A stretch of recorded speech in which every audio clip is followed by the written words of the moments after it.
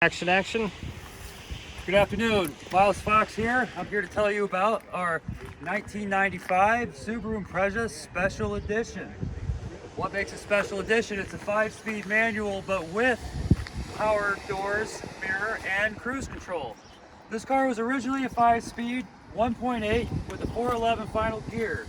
It currently now has the EJ251, 22E dual port heads, and roller rocker valve train, on top of a 99 Outback transmission driveline, struts, hubs and knuckles, and the entire rear subframe off of a Saab 92X with the aluminum link and disc brakes, and 1.5-inch strut top spacers.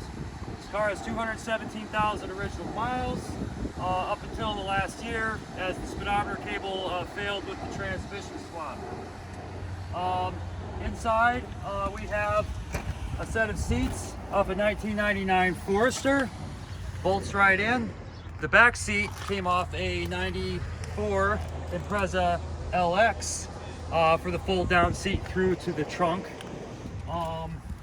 Within the trunk is a Forester subfloor, which gives the spare tire well full depth for a full-size tire, and all the smuggler's trunks underneath on the side if you're familiar with the Forester. I had tried to put Forester seats in the back, which they can bolt in, but the upper bolsters don't fit the same, and I'd have to figure out how to work around the seat belt.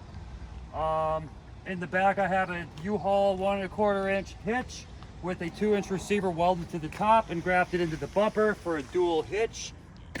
So I have the ATV style hitch haul basket to carry this load, and I have a 4x4 48-inch trailer that tows in behind with a cargo carrier, rooftop carrier bolted down to it, and a kayak screwed down to the top as a one-man camp. On top of the car, on the Triumph TR6 luggage rack, is just some outdoors wear that's easily accessible. Inside of the trunk are tarps and tie downs and straps. On top are a 10x10 foot canopy, a 4x6 foot canopy, and all the accessories to it, and the Connect tent, 4-man's rooftop tent. Put the tent up, park the car inside, attach the other tent to the side, and you got a one-man camp, one-man car show out of this guy. This is my car. It was originally someone's $500 car from Colorado. I traded a 1995 Toyota SR5 4x4 5-speed pickup truck for it. That was really rusty. Got into this guy in his bone stock original form. Everything worked, the AC worked, brakes worked, and then I swapped in a 99 Outback that was just parted out. Swapped it all in, like the struts still have the KYB stickers on them and everything. It's a tight car and it's got a perfect alignment. I aligned it myself. It did have a Impreza RS style hood on the front. It had a big tubular steel frame bumper.